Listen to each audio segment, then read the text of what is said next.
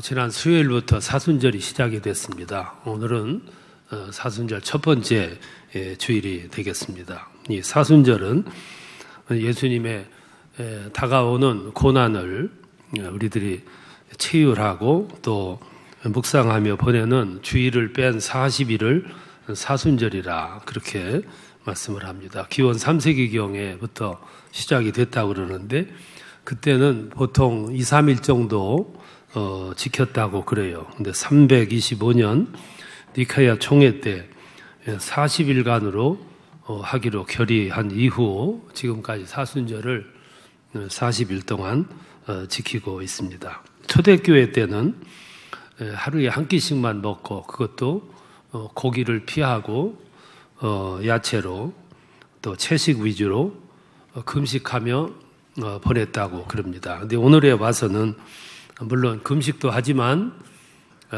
이 경건 훈련에 초점을 맞춰서 사순절을 보내고 있습니다.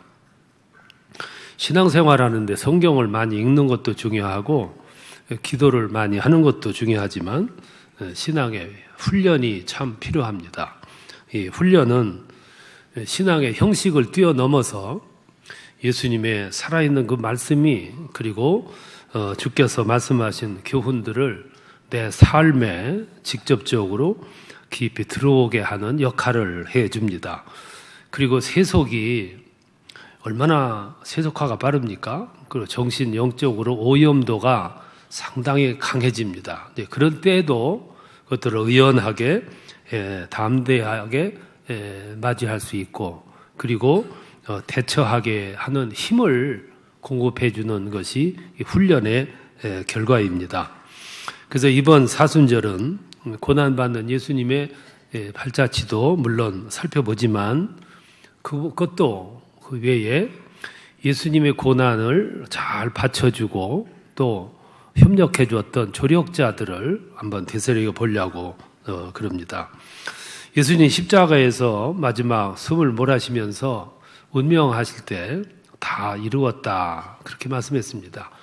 3년 공생애를 살았는데 다 이루었다고 만족스럽게 만세를 부르듯이 그렇게 고백을 했어요. 그것은 물론 예수님이 능력이 있었고 권위가 있었기 때문에 다 이룰 수 있었지만 옆에서 도와줬고 또 함께 받쳐주는 조력자들이 없었으면 혼자 그렇게 할 수가 없는 거죠.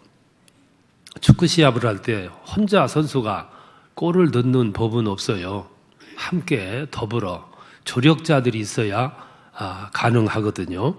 올림픽에서 금메달을 따는 선수를 보면 그 사람만 이렇게 부각해서 그렇지 혼자 금메달 딸 수가 없어요. 많은 사람들이 힘을 보태주었고 또 받쳐주었고 그래서 한 사람이 금메달을 따는 거죠. 그래서 예수님의 십자가 행이 성공스럽게 이루어지기까지는 여러 사람의 조력이 있었어요. 이번 사순절은 그런 점에서 그 조력자들을 조명을 해보려고 그럽니다. 첫 번째 인물로 오늘은 어머니 마리아의 삶을 되돌아보려고 그럽니다. 어머니는 어린아이에게 있어서는 절대적인 존재입니다.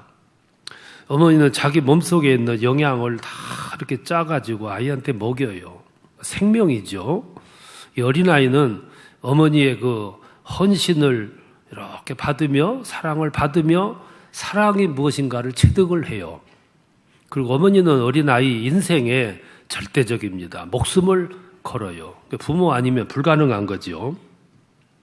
그래서 어린아이는 내 옆에 엄마만 있으면 이 환경은 따지질 않아요. 어떤 환경이든지 문제가 되질 않아요. 엊그제 신문을 보니까 교도소에 있는 여인이 아이를 낳았습니다.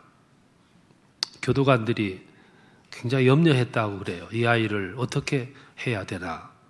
그 여인이 밖에서 누구한테 맡길 사람도 없었다고 그래요. 그래서 20개월 될 때까지 교도소에서 같이 아이가 어머니와 같이 있게 조치를 했다고 그럽니다.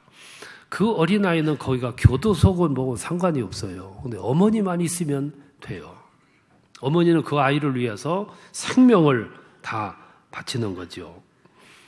예수님의 어머니는, 이 마리아는 예수님이 십자가의 길을 이렇게 걸어가는데 그런 역할을 했어요. 처절하리만큼 그 고난을 다 감수를 해요. 그 감수하는 마리아의 모습이 처절해요. 오늘 천주교에서 마리아를 성모로 받드는 것도 그런 이유가 있었을 거예요. 근데 오늘 우리들이 여기서 하나의 질문을 받게 되는데 그게 뭐냐면은 왜 그 수많은 여인들 가운데서 마리아를 선택을 했을까 하는 의문이에요. 마리아는 누구길래 왜 마리아가 선택됐는가? 거기에는 몇 가지 이유가 있겠죠. 그 중에 하나가 순결성입니다. 마리아는 순결의 상징이에요. 누가복음 1장 27절에 보면 그 처녀의 이름은 마리아라 그랬어요. 마리아라는 이름은 새벽별이라는 뜻이에요. 저 바다에 떠 있는 별이라는 그런 뜻입니다. 하나님의 아들을 세상에 보내십니다. 그리고 그를 잉태하게 해요. 근데 그 하나님의 아들을 잉태하는 여인에게는 조건이 하나 있어요. 그게 성결이에요. 순결이고. 그 여인은 폐에 일어나고 먼저 조건이 순결해야 됩니다. 아담과 하와가 죄를 집니다. 그들은 시조기 때문에 그의 죄가 흘러요. 피를 통해서 자자손손이 흘러요. 그 흐른 죄를 원죄라고 그래요. 근데 예수는 세상에 태어나야 되는데 그 원죄가 없어야 돼. 그를 잉태하고 낳는 산모도 순결해야 돼요. 그래서 순결의 대명사처럼 여겨지는 마리아가 선택을 받아 예수님을 태어나게 하는 거죠. 마리아의 아버지는 요아킴이라고 하는 사람이고 어머니는 안나라는 여인이에요. 이 요아킴과 안나는 결혼을 해가지고 아이를 못 낳았어요. 불임자였습니다. 나이가 들어가지고 우여곡절 끝에 기적과 같이 아이를 낳는데 그게 마리아였어요. 근데 마리아가 성장해서 결혼을 할 정도가 되니까 그 부모는 이 마리아에게 아주 조용하고 신중한 나이 많은 그 동네에 살았던 요셉과 정혼을 시켜요. 요셉은 참 무던했던 남자라고 그래요. 나중에 문제가 됐을 때 이 마리아의 처녀성도 인정해 주었고 마리아가 임신을 했을 때 그 마리아의 편을 들어줬던 사람이 요셉이에요. 그가 정혼을 한 거죠. 그런데 마태복음 13장 55절에 보면 이 요셉에게 네 형제가 있었고 그 외에 자매들도 있었다 그랬는데 이 네 형제들은 이렇게 말하면은 마리아하고 같은 그 마리아 후에 아이들이 있었다는 얘기가 되거든요. 그게 프랑스의 피터 롬바드라고 하는 주교가 그 아이들은 전처 자식이었거나 아니면 사촌들이었을 거다 이렇게도 얘기를 했어요. 또 일설에 의하면은 이 마리아의 어머니 안나는 결혼을 해가지고 불임이라 아이를 낳지 못했는데 마침내 기적과 같이 마리아를 낳아요. 낳아놓고 남편이 아들을 낳지 못하고 죽었습니다. 그때 당시 풍습은 아들을 낳지 못하고 남편이 죽으면 그 형제 중 하나가 형수를 취해가지고 아들을 낳아줘야 돼요. 그걸 계대 결혼이라고 그래요. 또 형사 취수라 그랬어요. 형이 죽으면 취수예요. 그 형수를 취해서 아들을 낳아줘야 하는 의무가 있었습니다. 그래서 이 안나가 시동생인 글로바라고 하는 시동생을 통해서 아이를 낳았는데 또 딸을 낳았어요. 그래서 그 딸 이름을 마리아라고 짓는데 이 성모 마리아하고 이름이 같기 때문에 구분하기 위해서 그 아이 아버지 이름 글로바의 이름을 따가지고 글로바 마리아라고 이름을 지었어요. 또 죽었어요. 두 번째 시동생 살로메가 형수에게 아이를 낳아줬는데 또 딸을 낳은 거예요. 그래서 그 이름이 살로메 마리아예요. 그러면 그 어머니는 3번 결혼한 거죠. 그래서 세 딸을 낳는데 다 마리아예요. 나중에 이 모친 마리아가 성령의 잉태로 인해서 아들을 낳아요. 그 다음에 글로바 마리아가 예수의 동생이라는 야고보를 낳고 살로메라는 마리아가 요한을 낳았다는 거예요. 이렇게 말하면 마리아는 혼전이나 혼후나 계속해서 이 순결을 유지가 되는 거예요. 이런 이야기도 있다는 거죠. 두 번째는 마리아는 은총을 입은 여인이었어요. 천사 가브리엘이 찾아와 가지고 마리아에게 그럽니다. 누가복음 1장 28절에 보면 은혜 입은 자여 기뻐하라. 주께서 너와 함께 하시리라. 여기 마리아는 은혜 입은 여자였어요. 왜? 그 시대에도 수많은 여성이 많은데 그 많은 여성 가운데서 하나님의 아들이 세상에 오는데 잉태자로서 마리아가 선택을 입어요. 얼마나 영광이에요? 그게 은혜예요. 그 은혜를 그라티아라 그러는데 그 말은 매력적이다라는 뜻이에요. 그러니까 수많은 여성들 가운데 내가 선택을 받았다. 아주 매력적인 은혜를 입었다 이 말씀이야. 그 마리아만 그러냐면 여러분들도 마찬가지예요. 여러분들도 모두 다 하나님으로부터 선택을 받았고 부름을 받았어요. 하나님 자녀가 됐고 하나님 백성이 됐다면 이 그라티아예요. 은혜죠.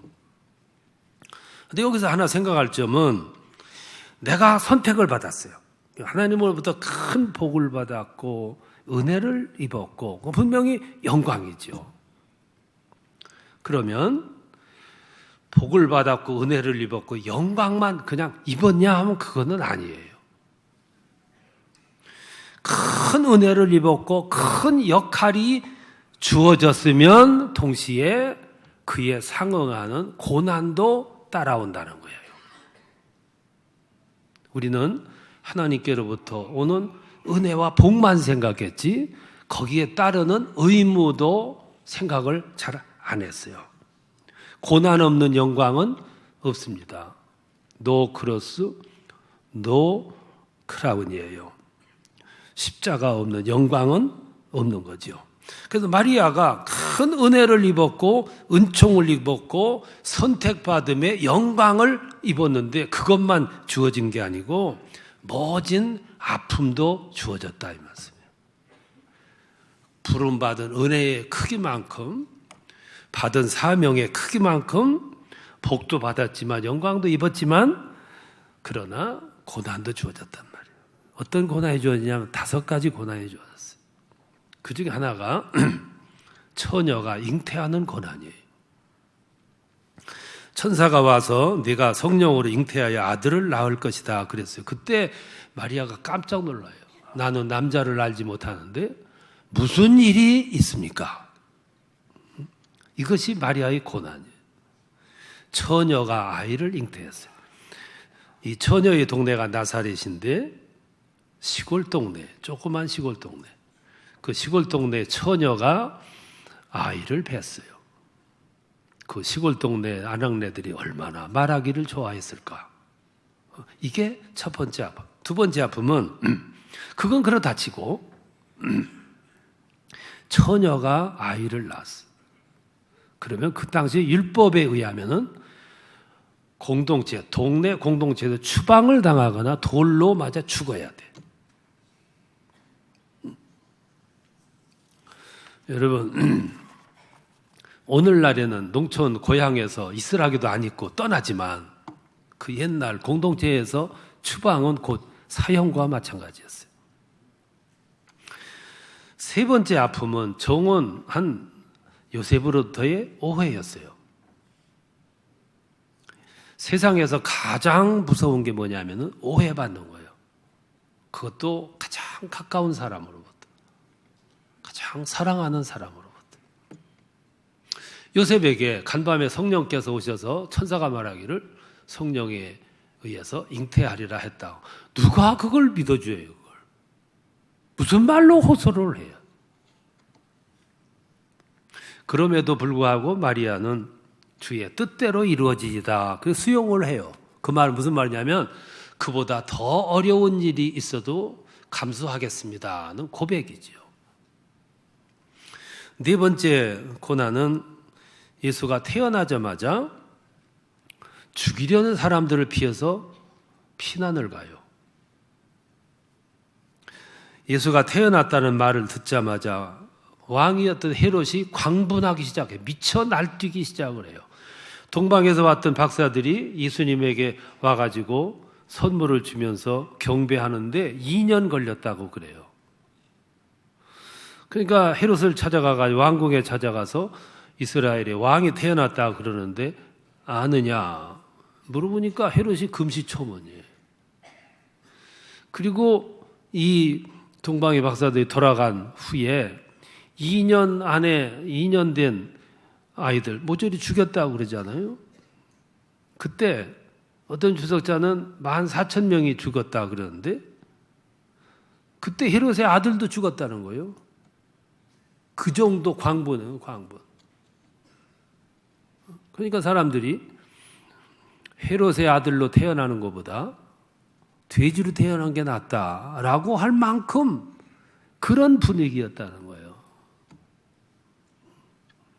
그래서 어린아이를 들쳐업고 애굽으로 피난 가잖아요. 피난 가 있는 사이 그 해에 헤롯이 죽어요. 죽었는데 그냥 죽는 게 아니고 요세푸스, 역사가 요세푸스에 하면은 그가 죽을 때 내장이 썩고 그리고 벌레가 막 생겨가지고 악취를 풍기면서 경련을 일으키면서 죽었다고 그래요. 그러니까 독한 사람들은 그냥 안 죽어요. 그렇게 죽지. 그러니까 사람이 독하면 안 됩니다. 죽을 때 권히 못 죽어요. 그런데 그가 죽자마자 천사가 애굽에 머물고 있던 마리아 일행에게 그가 죽었으니 이제는 돌아가라 그래요. 그런데 마침 그때 헤롯이 죽자 그 아들 아켈라오가 대신 왕이 돼요. 그러니까 두렵지요. 그래서 주저하니까 꿈에 천사가 또 찾아와요. 갈릴리로 가라고. 그래서 아이를 들쳐업고 갈릴리로 옵니다. 와가지고 그 옆에 있는 나사렛 동네로 가서 살아요. 거기는 요셉과 마리아의 고향이에요. 나사렛 동네. 예루살렘에서 약 90km 정도 떨어져 있는 동네인데 이 나사렛 동네는 아주 빈약한 동네예요. 그래서 요한복음 1장에 보면 빌립이 나다나엘에게 우리가 오시리라고 예언된 그 선지자 나사렛 예수를 만났다고. 그러니까 나다나엘이 말하기를 나사렛에서 무슨 선한 것이 나오겠느냐 이렇게 반문을 해요. 그만큼 나사렛은 빈약한 동네였어요. 거기서 예수님이 태어났고 거기서 자랐어요. 그 일련의 과정의 주인공이 마리아였어요. 성경을 보면 또 하나 그 어머니의 역할이 하나 남아있어요. 오늘 본문이 말씀입니다. 이 본문의 말씀은 그 어머니의 또 다른 역할이에요. 이건 신학적인 문제입니다. 아들이 이제 성장을 했어요. 그래서 공생애에 들어갑니다. 어머니 입장에서는 이 아들이 하나님의 아들이고 신성을 가진 사람인데 이 공생애에 들어가면서 이 아들을 세상으로 말미암아 하나님의 아들인 것을 믿게 해주고 그의 신성을 사람들에게 보여줘야 하는 어머니의 의무감이 생겼어요. 어머니의 중요한 역할이 그래서 여기 나오는 거죠. 가나 혼인잔치에 갑니다.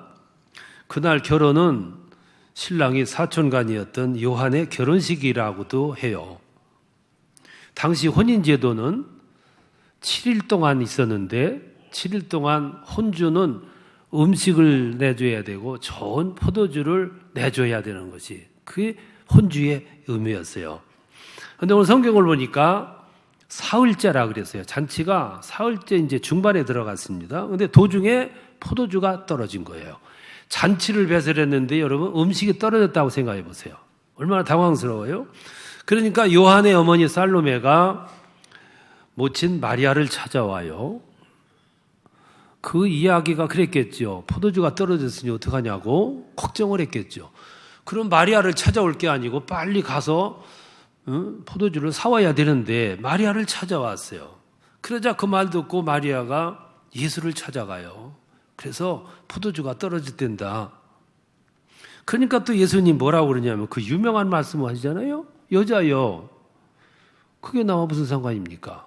이렇게 얘기를 했다는 거예요.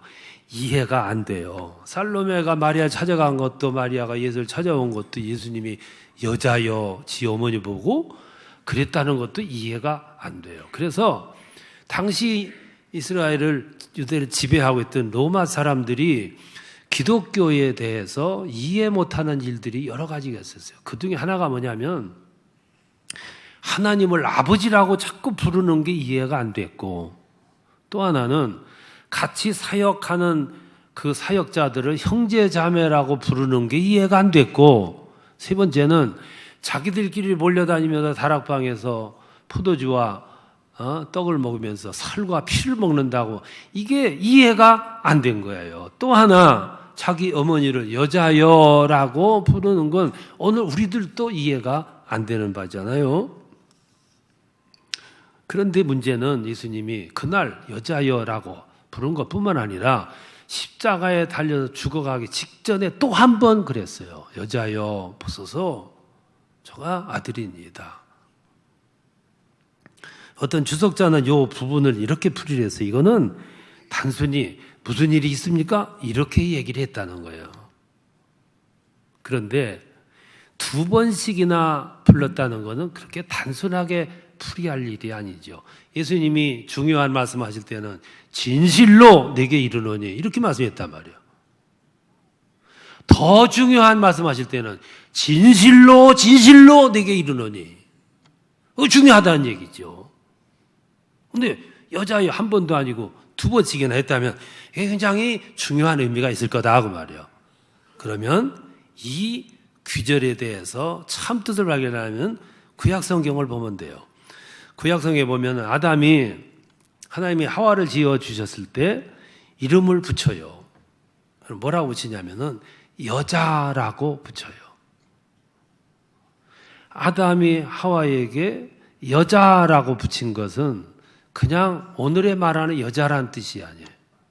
하와는 이 세상 모든 사람들의 어머니다라는 뜻으로 여자라고 진 거예요. 그러면 오늘 여기 예수님이 어머니를 향해서 여자여라고 부른 거는 어떻게 개념이 없어서 부른 것도 아니고 어떻게 생각 없이 부른 것도 아니고, 어머니를 향하여 지금도 십자가상에서 어머니, 여자여라고 부른 것은 헬라어로 기나이, 여자여. 그 말은 그 당시 헬라 사람들이 가장 높은 존칭, 황후여라고 부르는 것과 같은 의미였다고 그렇게 말씀을 하고 있어요. 그 말이 맞는 말이죠. 여기서 마리아의 역할을, 현철한 역할을 보게 돼요. 어머니 마리아는 혼인집에 와가지고 포도주가 떨어졌어요. 그 순간 마리아의 마음속에는 이제는 예수로 하여금 속에 감춰지는 신성을, 하나님의 아들됨을, 메시아됨을 만천하에 공개하여야 되겠다 하는 마음을 가졌겠지요. 그래서 물이 포도주가 되게 해서, 이거는 절대적인 하나님의 권한을 위임받은 사람만이 할 수 있는 예수님의 신성을 공개해 줌으로써 이제도 공생애를 시작하는데 어머니 역할을 다해야 되겠다. 순간적으로 그걸 생각을 했겠죠. 그래서 종들에게 말하기를 빨리 물동이에 물을 채우라 그랬어요. 주께서 뭐라고 하시든 간에 물을 채워라. 그리고 물이 포도주가 되게 하는데 마리아가 주도를 하는 거예요. 그러니까 성경을 보면 거기 모였던 제자들이 예수님이 하나님의 아들인 것을 믿었다 그랬어요. 하나님이 쓰시는 사람은 아무나 쓰시질 않아요. 준비된 사람을 쓰시는 거예요. 준비된 사람에게 뭔가 일을 맡겼을 때 준비된 사람은 자기 역할을 해내는 거예요.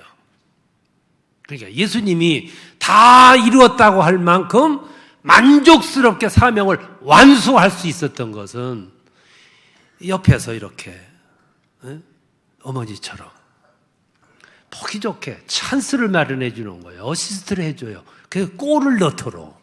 그 예수님이 성공하신 거예요. 그럼 여러분들은 누구냐? 여러분들이 다 마리아예요. 세상에 나가서 예수는 하나님의 아들이고 우리의 주님이시고 그리고 그는 오시리라고 마약된 메시아라는 거. 그거를 알려주기 위해서 우리가 매주 매일같이 주님을 위해서 헌신하는 거예요. 헌신. 조그만 일 헌신하는데 여러분들은 그걸 우습게 여기고 하찮게 작은 걸 생각하는데 그 자그마한 헌신들이 모여서 공동체를 형성하고 이 공동체를 통해서 예수님은 하나님의 아들인 것을 세상에 선포하는 이 역할이 여기서도 이루어진다 이 말씀이에요. 이게 오늘 우리들의 삶이에요. 사순절은 예수님으로 하여금 하나님의 아들됨을 메시아됨을 고백하고 다시 확인하고 그리고 나는 주님의 제자요 하나님의 자녀인 것을 확인하는 재확인하는 기간이 그것이 사순절이에요. 여러분들 오늘의 역할이 마리아 역할과 같은 예수님 높임을 받고 예수님 존귀함을 받고 예수님 세상에서 하나님의 아들 되시고 존귀한 메시아 되심을 증거하는데 우리들이 거기에 힘쓰는 사람들이 되는 거죠. 그때 우리 주님은 높이 받들림을 받고 그리고 십자가에 죽으시는 복음의 초점이시요 그리고 우리들의 주님이신 것을 마천에 공개되는 거죠. 여러분들을 통해서 그렇게 될 수 있기를 축원합니다.